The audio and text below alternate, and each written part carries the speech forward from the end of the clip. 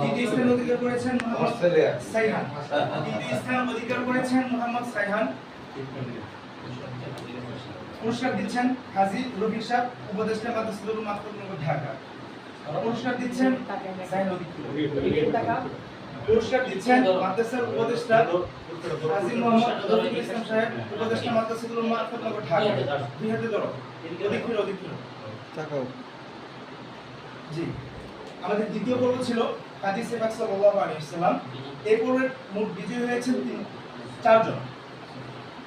প্রথম স্থান অধিকার করেছেন মোহাম্মদ সফিউল্লাহ। পুরস্কার দিচ্ছেন জনাব আলহাজ মুজিবুর রহমান। যাদেরকে নামটা পড়ে দাও দিয়ে আসো। পুরস্কার দিচ্ছেন জনাব আলহাজ মুজিবুর রহমান। দ্বিতীয় স্থান অধিকার করেছেন মোহাম্মদ আব্দুর রহমান। দ্বিতীয় স্থান অধিকার করেছেন মোহাম্মদ আব্দুর রহমান। পুরস্কার তুলে দিচ্ছেন জনাব হাসান মাহমুদ সাহেব। পুরস্কার তুলে দিচ্ছেন জনাব মোহাম্মদ হাসান মাহমুদ সাহেব। তৃতীয় স্থান অধিকার করেছেন মোহাম্মদ হুজাইফা। তৃতীয় স্থান অধিকার করেছেন মোহাম্মদ হুজাইফা। পুরস্কার তুলে দিচ্ছেন জনাব মাহবুবুর রহমান, উপদেষ্টা মাদ্রাসাতুল মাকতুবনগর, ঢাকা। শান্তনামূলক পুরস্কার পাচ্ছেন মোহাম্মদ ইয়াসির আরাফাত।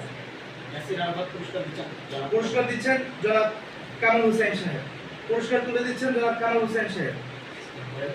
তৃতীয় পর্ব ছিল শ্রদ্ধার্ঘ্য। এটা আমাদের কিতাব বিভাগের ছাত্রদের জন্য। এই পর্বের মুখ বিজয়ী হয়েছেন তিনজন। প্রথম স্থান অধিকার করেছেন মোহাম্মদ তাওহিদুল ইসলাম। পুরস্কার তুলে দিচ্ছেন জনাব বাদরুল আলম সাহেব, বাদল সাহেব, উপদেষ্টা মাদ্রাসাতুল মাকতুবনগর, ঢাকা। দ্বিতীয় স্থান অধিকার করেছেন মোহাম্মদ সিয়াম হুসাইন। পুরস্কার